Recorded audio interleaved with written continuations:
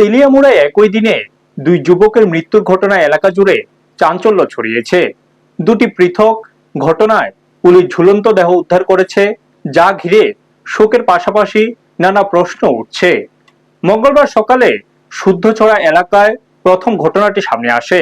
স্থানীয়দের খবর পেয়ে তেলিয়ামুড়া থানার পুলিশ একটি বাড়ির দরজা ভেঙে ভেতরে ঢুকে 34 বছর বয়সী প্রশান্ত মজুমদারের ঝুলন্ত দেহ উদ্ধার করে। তিনি ওই বাড়িতে ভাড়াটিয়া হিসেবে থাকতেন এবং পেশায় টেলিকম অপারেটর ছিলেন। প্রাথমিকভাবে জানা গেছে কিছুদিন আগে পারিবারিক অশান্তির কারণে স্ত্রীর সঙ্গে তার বিচ্ছেদ হয়েছিল। তবে মৃত্যুর সঠিক কারণ জানতে তদন্ত শুরু করেছে পুলিশ। একই দিনে হাজরাকামি এলাকায় দ্বিতীয় ঘটনাটি ঘটে। সেখানে 25 বছর বয়সী মনিরঞ্জন দেববর্মা নামে এক যুবকের ঝুলন্ত দেহ তার নিজ বাড়ি থেকে উদ্ধার করে মুঙ্গিয়াকামি থানার পুলিশ। দুটি ক্ষেত্রে মৃতদেহ উদ্ধার করে তেলিয়ামুড়া মহকুমা হাসপাতালে ময়না তদন্তের জন্য পাঠানো হয়েছে। হাসপাতাল সূত্রে জানা গেছে, ময়না তদন্ত সম্পূর্ণ হওয়ার পর দেহ পরিবারের হাতে তুলে দেওয়া হবে।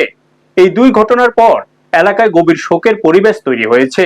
একই দিনে এমন দুটি মৃত্যুর ঘটনায় স্থানীয়দের মধ্যে উদ্বেগ বাড়ছে। ঘটনার প্রকৃত কারণ জানতে পুলিশ তদন্ত চালিয়ে যাচ্ছে বলে জানা গেছে। ব্যুরো রিপোর্ট, নিউজ তৎকাল 24। একটা কিছুক্ষণ আগে একটা আছে তুষিন্দার থেকে একটা দেখবে এসে আর একটা এসে মেয়েদের থেকে আইসে ওটা আমি মর্গদি করে রাখছি অনেক সময় কিছু নাই।